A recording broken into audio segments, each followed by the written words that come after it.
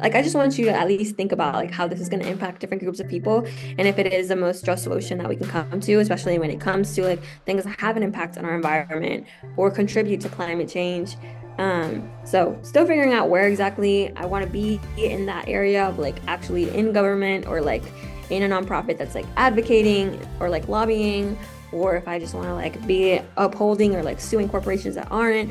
We shall see where I end up. But yeah, I feel like policy creation is where I best, at least right now, envision myself being. And so if I can at least like impact in that sense, I will feel like I have made an impact.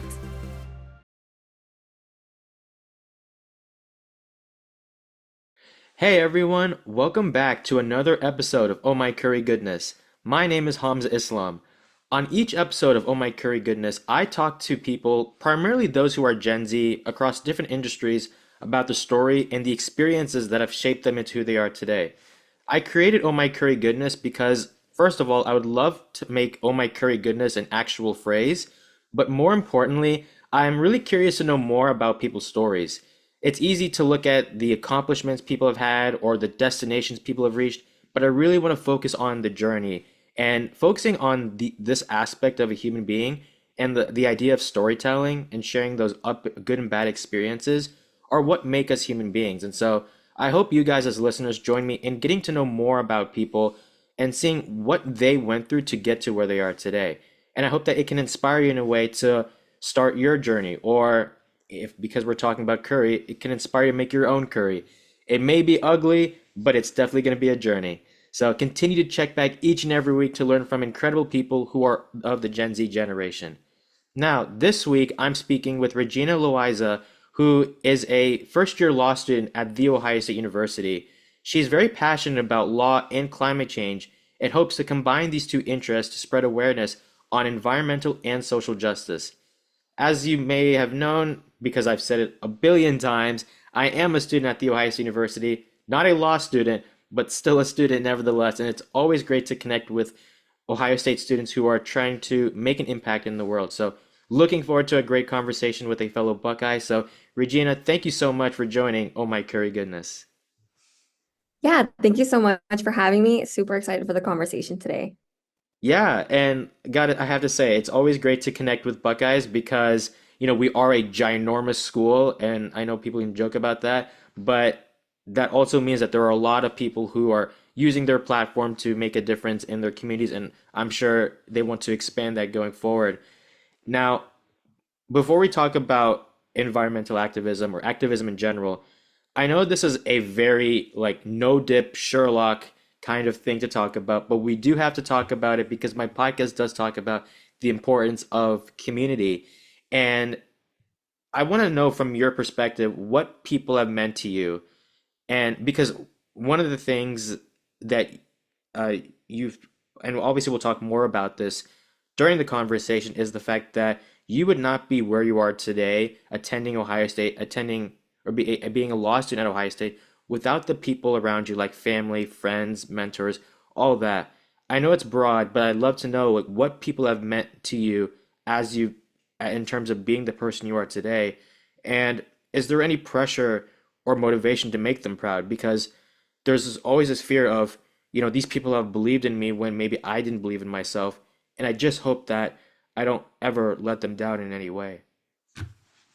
Oh, yeah, 100%. I mean, anytime anyone asks me like what motivates you or keeps you going, I'm like my community because my parents and I came to the US when I was 9 months old, so I don't remember that time obviously, but it was the community here that made us be able to like survive essentially, like connected us with schools, connected us to churches, figuring out how the US school system works, figuring out which high schools were the best, and then finding out later on like, oh, what do I want to do for my career in college?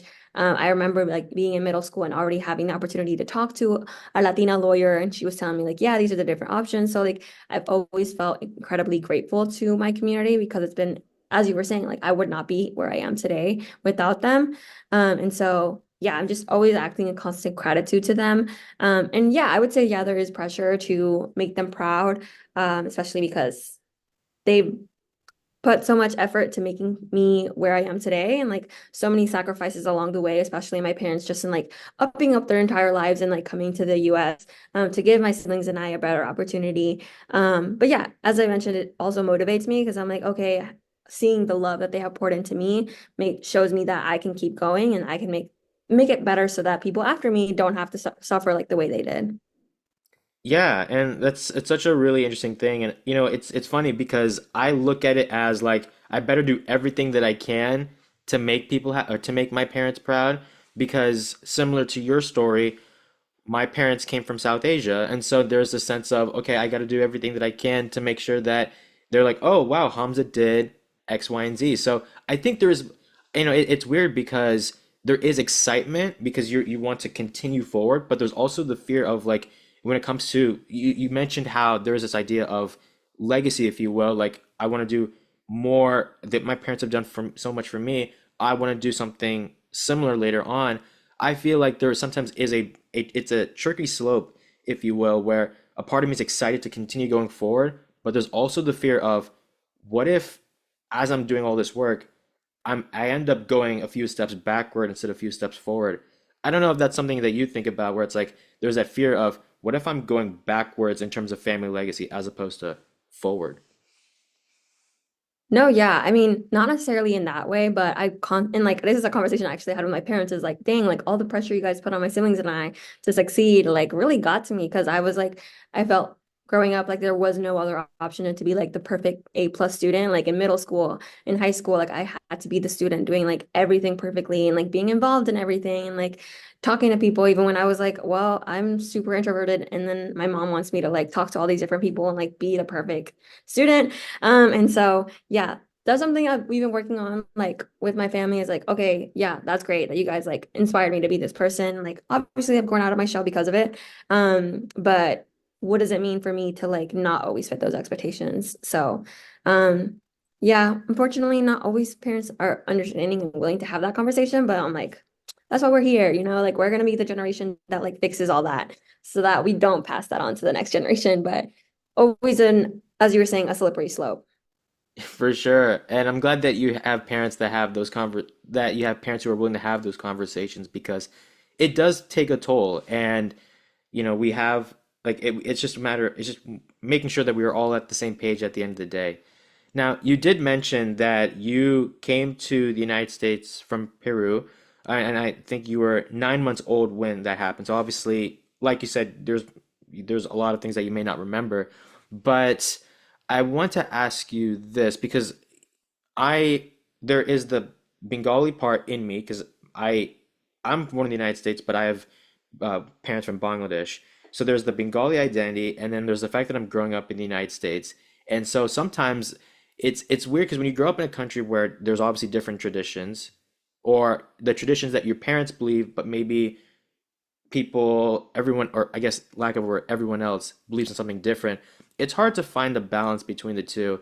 And I'm wondering, from the time you moved, and obviously, like I said, maybe you don't remember too much when you were 9 months old, but from 9 months old to today, what is that relationship like between balancing the Peruvian heritage in you while also growing up in the United States?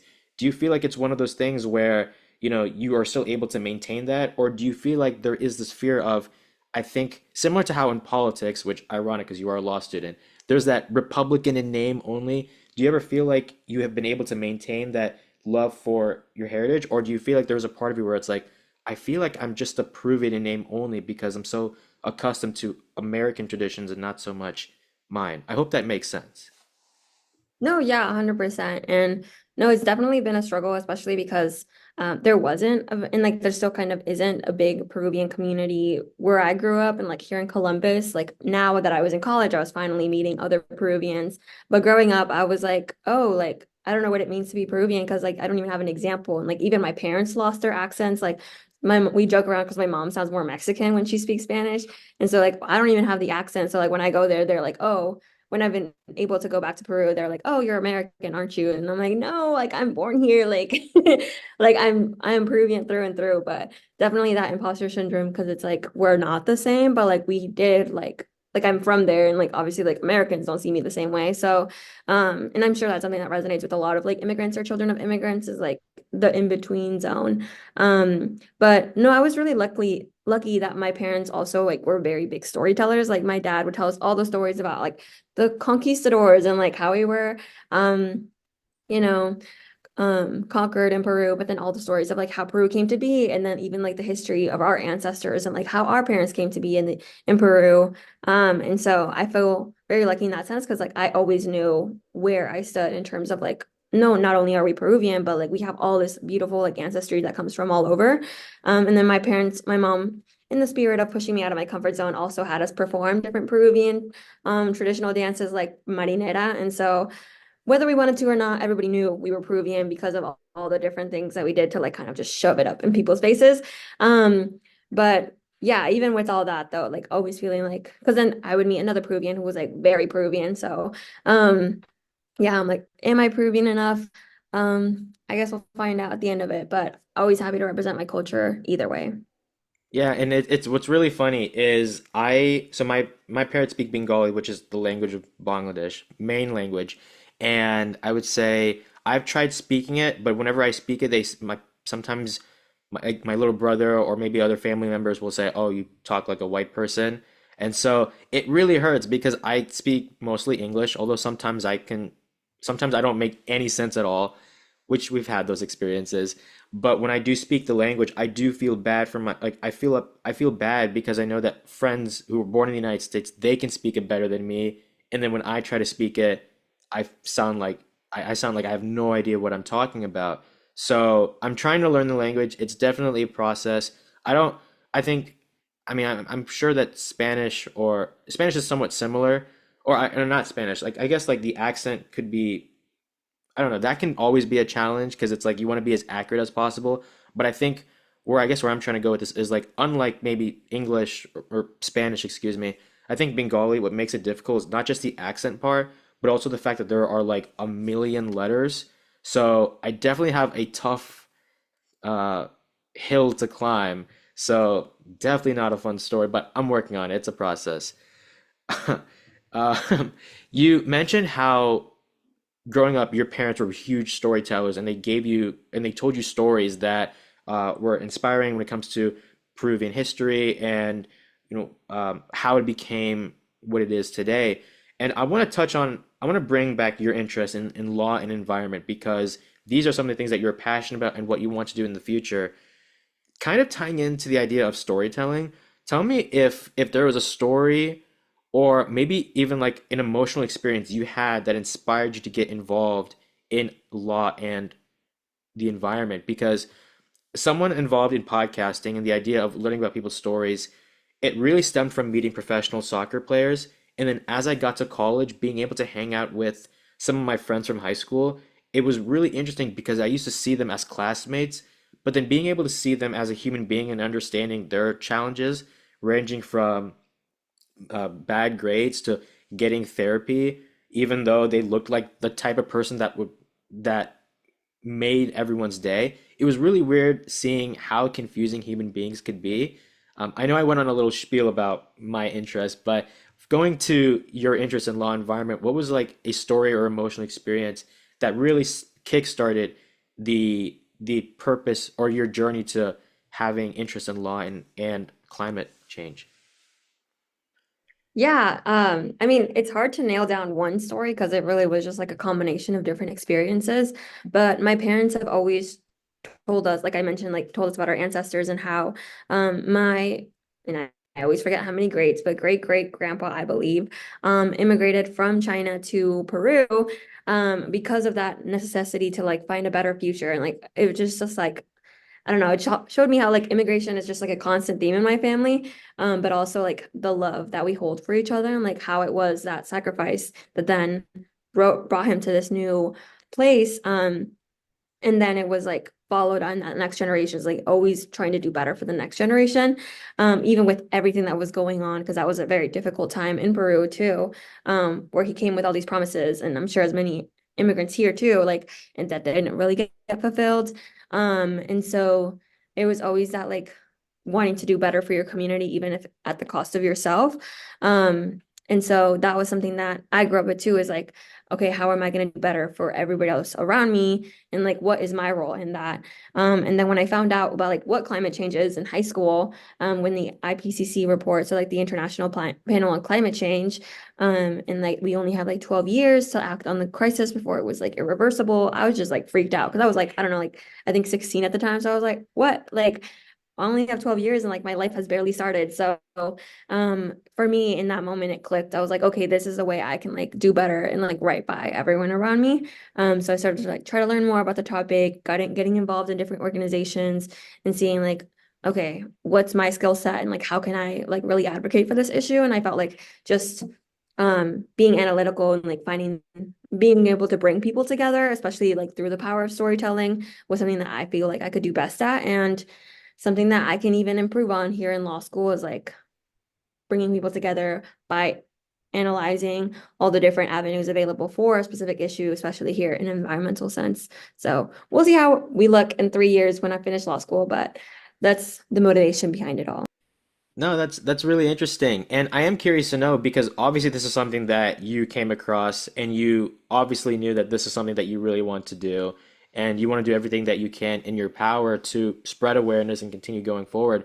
Were there any challenges you had when you first thought about this idea of pursuing climate change or law? Because we've I've had a lot of guests come from different backgrounds, and one of the common conversations we have is there is the traditional route that a lot of people can face or a lot of people would prefer because it's been passed down from different generations. So as someone who's Asian, there's obviously the common stereotype of, you gotta go into law, you gotta go into the medical field, go into engineering.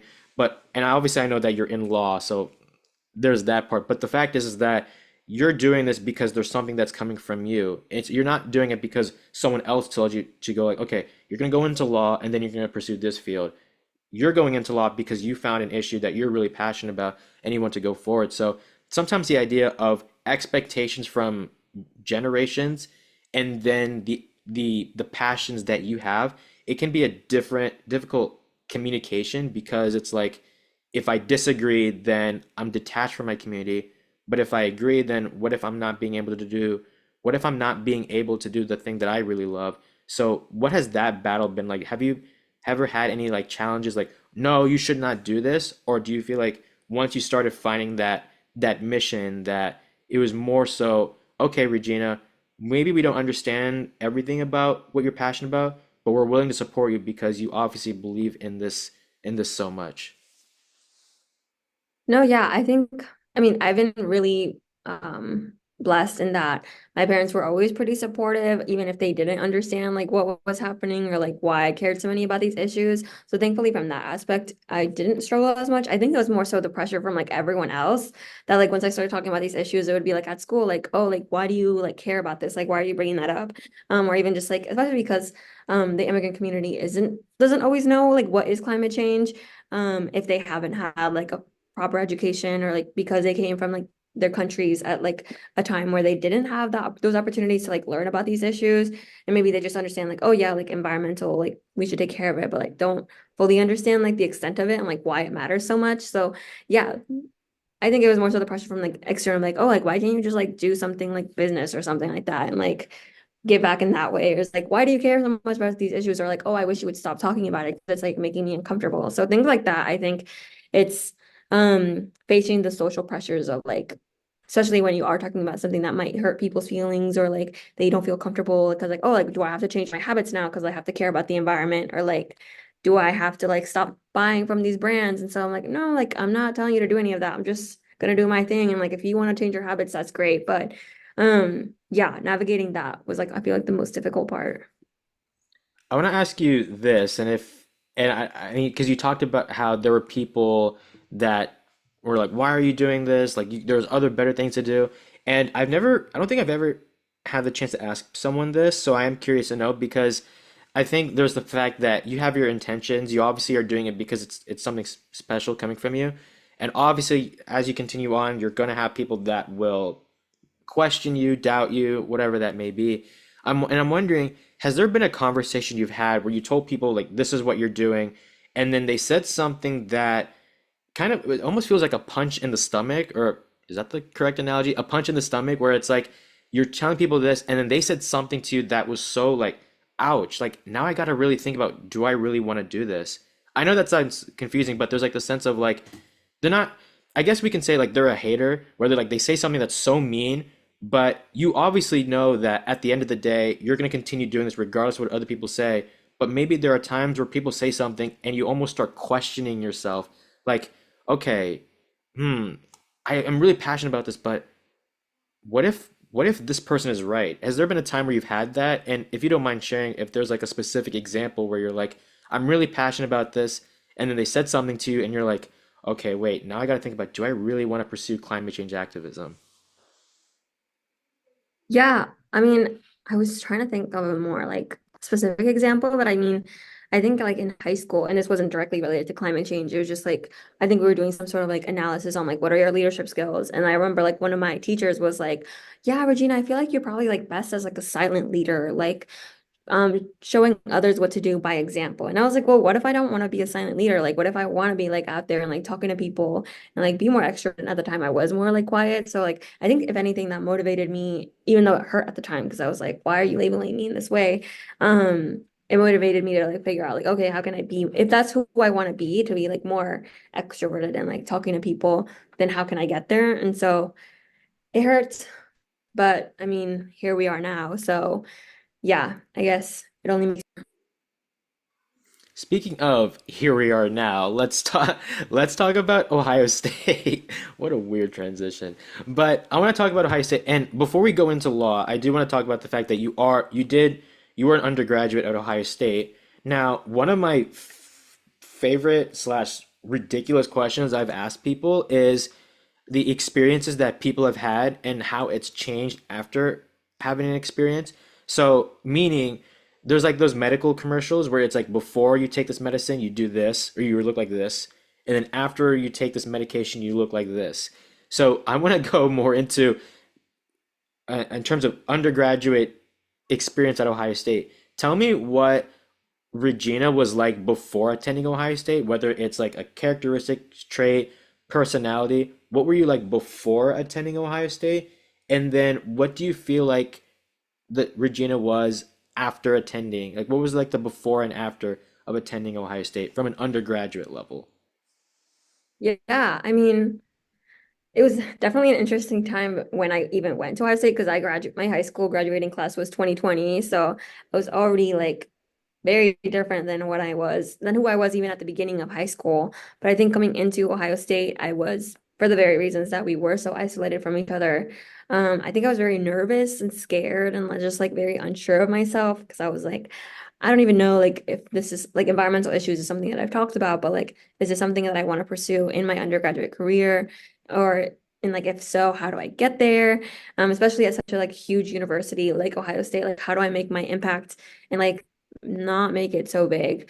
Um, so, but I think because of like the different involvements and like suddenly Ohio State, the big university that it is, became a lot smaller. And I think I came out of Ohio State a much more sure person and like with all these different experiences to the point where I just thought I was reflecting on that like when I was like about to graduate that like oh like I can walk down campus and like run into like two to three people I know because like now I feel like my network is a lot bigger like I know different people because I've made the effort to like be involved and like get to know other people and I feel a lot more sure of myself like I feel like beforehand I'd be like oh like don't pay attention to me like just trying to stay in my corner, stay in my lane. But now I'm like, okay, no, actually, I'm going to take up space because I worked hard to be here. And like, I want to be doing what I'm doing. And so it's only if no one else is going to believe in me, I have to believe in me because I'm the one who's going to make my dreams happen.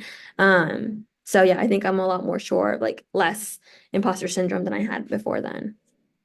Yeah, and it's really interesting because I, similar to you, graduated from high school in 2020. So there was that COVID issue, but I would say that I am taking a fifth year, so I haven't graduated yet, but I can definitely say that finding the right people can be difficult.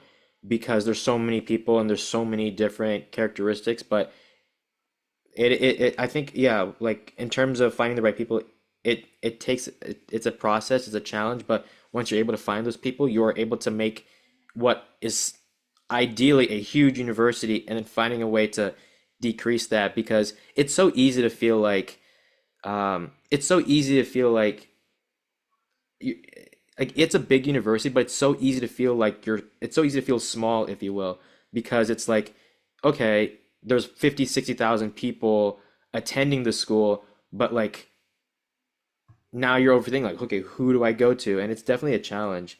So yeah, I don't know why I was stumbling. It's just one of those things where it's like, you're so right. There's so many people, but even though there's a lot of people, you can still find a way to feel more confused than if you were going to a small university. Now, now the fact that you are a first year law student, tell me what's the difference between law school in terms of how it's affected your personality compared to undergraduate. Because one of the funny things I've heard about law school is that it drains a lot of people. And obviously, I mean, it depends on what you're majoring in. I mean, especially as an undergrad, if you're majoring in like engineering, that can obviously take a challenge. But what's that been like now that you've been in law school? Yeah, I feel like well, as I was mentioning, like I came out of undergrad so sure of myself, and like now I'm like in law school, and I'm like, dang, all these people have all these experiences, like their family members are lawyers, and like I'm just here like first gen figuring it out. I'm like, I definitely feel a lot more lost than I did before, just because it is like a whole new arena that I don't have that much experience in.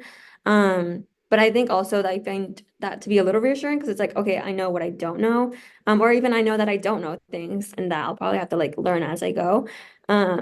So it's been a learning curve in terms of like figuring that out and like having to like realize like, okay, yeah, I don't know things, but like they will come to me. And I think that's been like more reassuring is like things take time. Like obviously I'm not gonna have all my stuff together like the first week of law school. Um, and it's okay that other people might be in that same like might be in that level and like I'm just not. Um, but I think back to like the reason I was doing all this and like even like people who are like interested in law school who are in college or like in high school and like I've been already getting like a lot of like positive feedback of like people like, oh my gosh, you're like you made it this far, like please help me figure out how to get there. So I'm like, okay, maybe all the stress and anxiety throughout the years was like worth something because at least it shows other people that they can be here too. Um, yeah, I'm not sure if that fully answered your. Yeah, that does. And I mean, I can't relate to you because I'm not in law school, but I mean, I, I know that when it comes to law school, I've heard stories where people go, like their parents are lawyers, and then you're just like, you don't necessarily have that story. So there is the imposter syndrome in you, but I'm also glad that you're able to f figure out a way to get past it. And I'm sure that's definitely going to continue to be a process going forward. Now, I know we talked about Ohio State and how that connects to you. I want to now go into the law and or I guess the environmental part of you, because I know that's something that you really care about. And I want to go into, I don't know if you call yourself an activist, but I know that's something that I mean, I've seen your social media, and one of the things that you're very passionate about, or you spread awareness, is environmental awareness and educating people on the importance of this issue.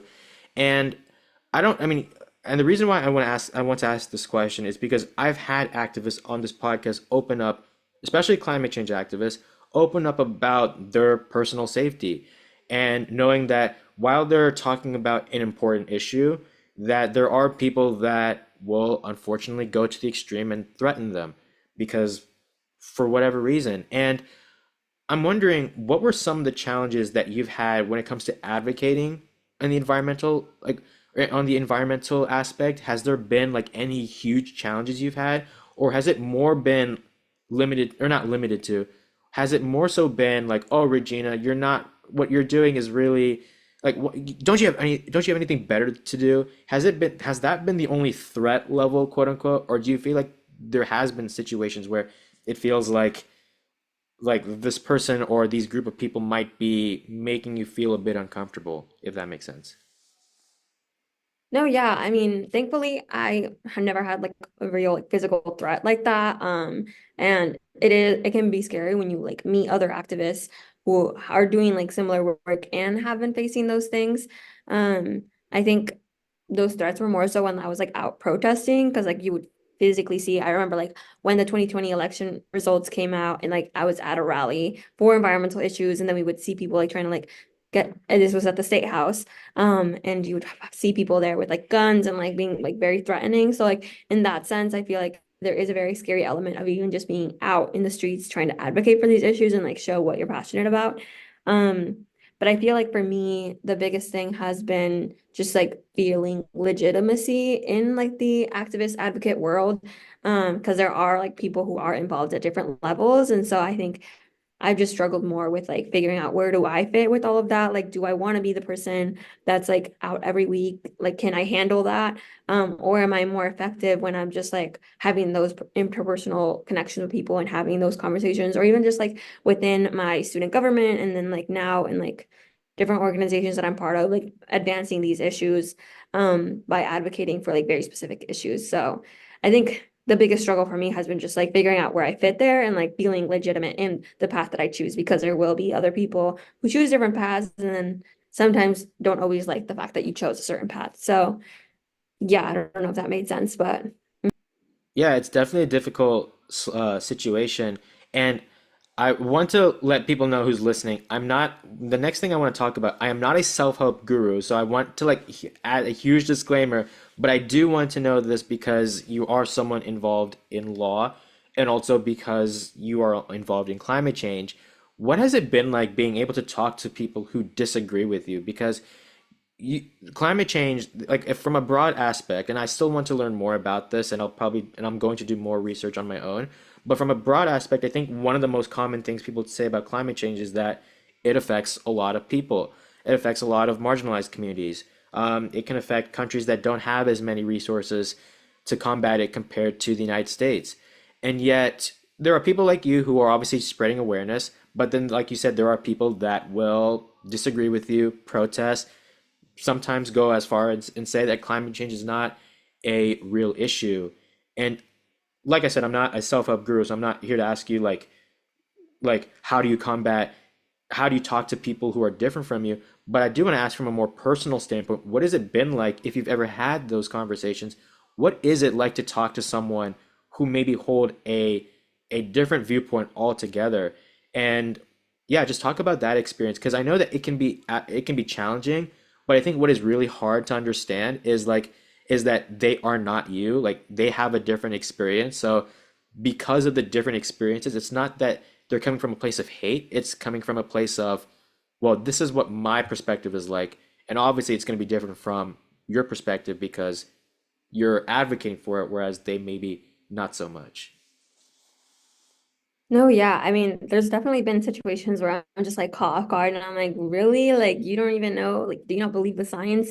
Like I was at a career fair last year and I was walking by different tables and like my major was environmental policy. So I feel like right off the bat, people like knew where I stood on these issues.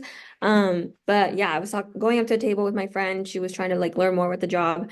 And they were like, oh, like, what's your major? And I was like, environmental policy. And they were like, oh, like, do you believe climate change is real? And I was like, what do you mean? Like the facts are there, like the science is there. Like, what do you mean? Do you believe? Like, it's not a belief. Like, it's just like, what are you gonna do about it? So that I feel like it just always catches me off guard when there's like people like who don't, because I feel like because of like how the university is, or like just like the friend groups that I've created, like I've always like assume people are like on the same page as me on like these different like social justice issues, or at least are aware of it. So like it's just very bewildering when I meet people who are like, oh yeah, like is the science real? Like is this an issue that matters? Or like should I do something about it? And yeah, as you mentioned, like sometimes it's just out of curiosity. Like they've never had experience where they like have seen the impacts of environmental change, or like all the different things that happen because of it. So I think, I mean, in that situation, I didn't really have time to like give them the whole deep, like the whole, like, oh yeah, like this is like the changes that have been happening for like the past decades. But yeah, it's, as you mentioned, like it can be challenging because you're like, hold up. But then also like sometimes it makes me angry because I'm like, well, like don't you know like how much I've experienced? Like, don't you know like all these different experiences that people have been facing across the world because of this? And like that the impacts that will continue to happen on people, like the suffering, the devastation that might happen or is happening across different countries, across different populations. And like it feels a little selfish that you don't know about these issues, or like don't care about it, or choose to ignore it. So yeah, I think more so like navigating those like emotions of like, dang, like why don't you know about this? Or like yeah, frustration, I would say. But I mean, there are a good amount of people like that. Those interactions are, I feel like, more rarer. I feel like, if anything, like people know about these issues, but like struggle more to see like why they should care about it. So, which is a whole other ball game. But yeah, I feel like that's the main thing. For sure. And that actually leads to some another that actually leads perfectly in a way to the next thing I want to talk about. And obviously I have a couple of questions before I let you go because this is the time of the year where Ohio State really wants to give out exams. Um, the first thing, so you talked about how that there are people that it can be frustrating to talk to certain people because it's like there's a reason why that you're advocating for these issues and that it affects so many people. And I want to know from because there's obviously there's obviously you, and then the fact that you are part of a big movement like climate change activism. When it comes to the term impact, what would you say is like how would you define, I guess, success or not even impact? Yeah, no impact. When it comes to making an impact, what how would you define that? Because I think the obvious goal when it comes to climate change is to educate people so much to the point where that it doesn't become an issue. And obviously that's going to be a huge journey. But like, I mean, obviously you're one of many people. So I don't know if you want to be the person where it's like, I want, I'm going to put as much pressure on myself to educate as many people as possible. I don't know if that's an actual goal you want to have because that can be mentally draining. But from your standpoint, knowing that you are one of many climate change activists, how would you define impact and like, I guess, like your goal as someone involved in climate change? No, yeah. I mean, I think there's room for everyone, and that's why I was like kind of struggling like to find like, well, where do I fit in this puzzle? Because there is a demand for all kinds of like people, different skill sets for this issue since it is going to require all hands on deck, as you were mentioning. Um, but I think I just for me, I was just like because of all the different experiences I've had in like different like internships and stuff like that, I feel like where I can best help is just like in policy creation or even just like advocacy at the like policy level. So if I can just influence at least a few different policies to like be more environmentally conscious or just like realizing like, okay, how is this gonna like I just want you to at least think about like how this is gonna impact different groups of people and if it is the most just solution that we can come to, especially when it comes to like things that have an impact on our environment or contribute to climate change. So still figuring out where exactly I want to be in that area of like actually in government or like in a nonprofit that's like advocating or like lobbying, or if I just want to like be upholding or like suing corporations that aren't. We shall see where I end up. But yeah, I feel like policy creation is where I best, at least right now, envision myself being. And so if I can at least like impact in that sense, I will feel like I have made an impact. Yeah, I mean, I think obviously that can, you said like for now, obviously things can change, but there's also the fact that you're very committed to this as of this moment. So that's obviously great, or not as of this moment. There's no doubt that you're obviously committed to this cause. Now, like we like how we talked about how there are people that will disagree with you, and it can be frustrating. What, and maybe this is the answer to this second to last question. What is something that when it comes to climate change awareness, what is something that you feel like you're at peace with? And when I say peace, I mean it's the sense where you're like, okay, I don't like how this happens, but I understand. It's you don't have a sense of like frustration, nor do you have a sense of like excitement. It's more like, okay, it's like the feeling is almost neutral. So I guess maybe that's not the right word, like peace and neutral. I don't know if that's necessarily the same thing, but it's I guess what would you say is like, okay, like you're excited about this, but you're upset about this. However, regardless of these experiences or what it means to be involved in this field, that you understand at the end of the day, the feeling is neutral. I don't know if I worded that correctly, but there's a sense of like, Yeah, I mean, yeah, I mean, I don't know if I'm understanding it correctly, but I feel like something that I was like struggling with when I was advocating for divestment from fossil fuels, like within my involvement in the undergraduate student government was like it was so frustrating because like you knew that the university just really wanted the money. And like that was their main motivation. It wasn't the environmental impacts, or at least not then with who we were speaking to. It wasn't like what is the impact on like our marginalized students, like what is the impact on future generations? Like it was really just coming down to the money. And so that was frustrating, but at least it told me like, okay, like if your motivation is money, then let me show you how the money is gonna like be impacted by this. And let me show you how like really you're just helping yourself by disinvesting from these organizations that are ultimately going to end up in ruin. And so yeah, I don't know, I guess neutral because like it sucks that you feel this way, but like now I know how to deal with you. So it's like a give and take, I guess. Yeah, okay, thank you so much. I was like, okay, I was overthinking. This is what happens when you talk to Hamza Islam. You'll see him overthinking because I was trying to figure out the perfect way to ask you this, but I'm so glad because I was like, I thank you. Yeah. See, I'm just overthinking. My It's okay. We understand each other. my last question, and I didn't talk about this on the sheet, but I wanted to ask you this because I it was something I thought about just before you came on, and I thought it'd be really appropriate to ask you this. You talked about the importance of family and how past generations have shaped you into who you are today. And I know that you're like 22, 23 years old, so obviously there's still a lot more time to think about. But when it comes to your parents have done so much for you and they were able to provide you things that they didn't have growing up. Now that the curry is in your plate, what are some things that what a weird transition. What are some things that you would hope future generations want? Or what are some things that you hope future generations have in your family that maybe you don't have? Because obviously, like I said, and or like you said, they've done so. Your parents have done so much for you. But as you continue on that family tradition or legacy, what are some things that you hope the next generation has that maybe you currently don't have right now? Yeah, I mean, this is actually something that I feel like I've been reflecting a lot on is just like because I feel like people when we like graduate college and stuff like that, people kind of have an expectation like, oh, like you can start building your family, like having kids, and I'm like, hold up. But also like as I think about that in the next couple of years, I'm like, okay, well, what kind of parent would I want to be, or like what kind of like older adult, like next generation do I want to be, like the next generation? And I feel like something that a lot of us, like immigrants and children of immigrants, get robbed of is our childhood, like play, like because we were parentized or whatever the term is, and like we were had to like step into these roles very early on in our age, in our life. We didn't get the chance to just like be innocent and like have fun and like enjoy nature or like have fun with each other and just like not care about anything else, but who you are in that moment. And so I feel like if I have children, like become like that step into that role, I really want them to have like I don't want them to have to worry about anything else. Like who you are in this moment, I want you to enjoy your childhood, like really have fun. Like don't worry about these other issues. Because hopefully we help solve them for you. But if not, like you don't have to worry about it right now. Um, and like be able to enjoy the outdoors. Like hopefully we have outdoors for them to enjoy.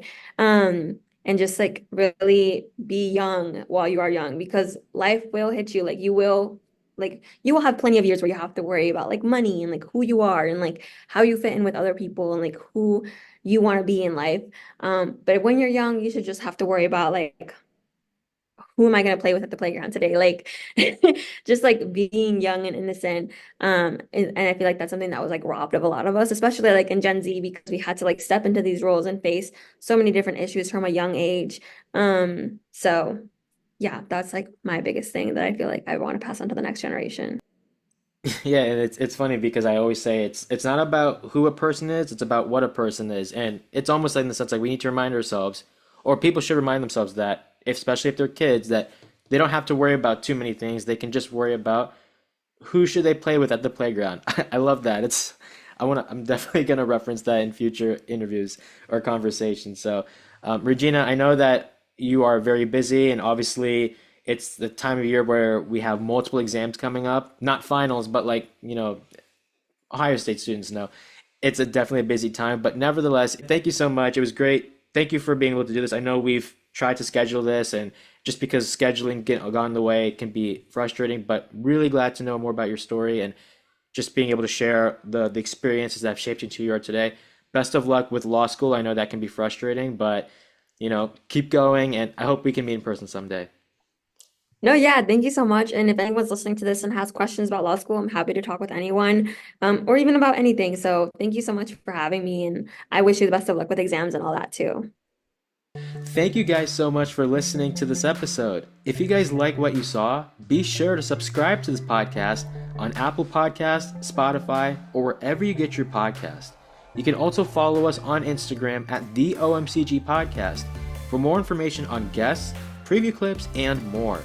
Please continue to support this podcast in the future, and I can't wait to see you guys in the next episode.